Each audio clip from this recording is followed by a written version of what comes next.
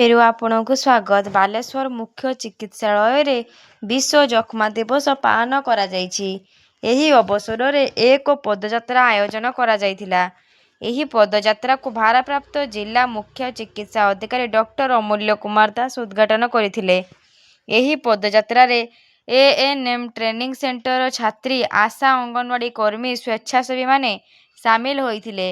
ପରେ ଜିଲ୍ଲା ମୁଖ୍ୟ ଚିକିତ୍ସାଳୟର ସମ୍ମିଳନୀ କକ୍ଷରେ ଏକ ସାଧାରଣ ସଭା ଅନୁଷ୍ଠିତ ହୋଇଥିଲା।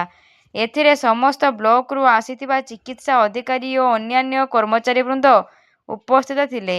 ଜିଲ୍ଲାରେ 2024 ମସିହାରେ 2755 ଜଣ ଯକ୍ଷ୍ମା ରୋଗୀ ଚିକିତ୍ସିତ ହୋଇଥିବା ବେଳେ 2508 ଜଣ ଆରୋଗ୍ୟ ଲାଭ କରିଥିଲେ ଏବଂ 2025 ମସିହାରେ 2843 ଜଣ ଯକ୍ଷ୍ମା ରୋଗୀ ଚିକିତ୍ସିତ ହୋଇଥିଲା ବେଳେ 2643 ଜଣ ଆରୋଗ୍ୟ ଲାଭ କରିଥିଲେ ବୋଲି ଜିଲ୍ଲା ଯକ୍ଷ୍ମା ଅଧିକାରୀ ସୂଚନା ଦେଇଥିଲେ। ବର୍ତ୍ତମାନ ଚିକିତ୍ସିତ ହେଉଥିବା ସମସ୍ତ ଯକ୍ଷ୍ମା ରୋଗୀଙ୍କୁ ପ୍ରତ୍ୟେକ ମାସ ଖାଦ୍ୟ ପ୍ୟାକେଟ୍ ବଣ୍ଟନ କରାଯାଉଅଛି।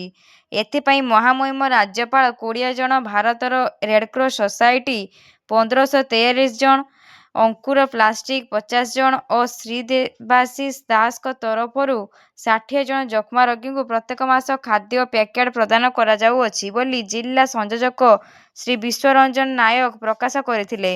ଏଥିସହିତ ଆଜିଠାରୁ 100 ଦିନିଆ ବିଶେଷ ଅଭିଯାନ କାର୍ଯ୍ୟକ୍ରମକୁ ଜିଲ୍ଲାପାଳ ଶ୍ରୀଯୁକ୍ତ ସୂର୍ଯ୍ୟବଂଶୀ ମୟୂର ବିକାଶ ଉଦ୍ଘାଟନ କରିଥିଲେ। ଏହି କାର୍ଯ୍ୟକ୍ରମ ଦ୍ୱାରା ଜିଲ୍ଲାର ସମସ୍ତ ଅଞ୍ଚଳର ସ୍ୱାସ୍ଥ୍ୟ କର୍ମୀ ମାନଙ୍କ ଦ୍ୱାରା ସଚେତନତା ସୃଷ୍ଟି କରାଯାଇ ଯକ୍ଷ୍ମା ରୋଗୀଙ୍କୁ ଚିହ୍ନଟ କରାଯାଇ ପାରିବ। ଆଜିର ଏହି କାର୍ଯ୍ୟକ୍ରମକୁ ଜିଲ୍ଲା ପ୍ରକଳ୍ପ ମ୍ୟାନେଜର ଶ୍ରୀ ଚକ୍ରଧର ଜେନା ପରିଚାଳନା କରିଥିଲା ବେଳେ ଡକ୍ଟର ସଞ୍ଜୀବ କୁମାର ପ୍ରଧାନ, ଶରତ କୁମାର ଦାସ ମହାପାତ୍ର, ସୁଶାନ୍ତ କୁମାର ବେହେରା ଓ ସଞ୍ଜୟ କୁମାର ସାହୁ ସହଯୋଗ କରିଥିଲେ।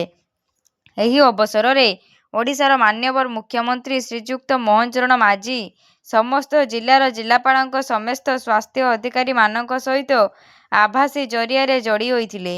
ଆଜିଠାରୁ 100 ଦିନିଆ ବିଶେଷ ଅଭିଯାନ କାର୍ଯ୍ୟକ୍ରମକୁ ସାଫଲ୍ୟ ମଣ୍ଡିତ କରିବା ପାଇଁ ଅଧିକାରୀ ମାନଙ୍କୁ ଗୁରୁମନ୍ତ୍ର ପ୍ରଦାନ କରିଥିଲେ। ଧନ୍ୟବାଦ।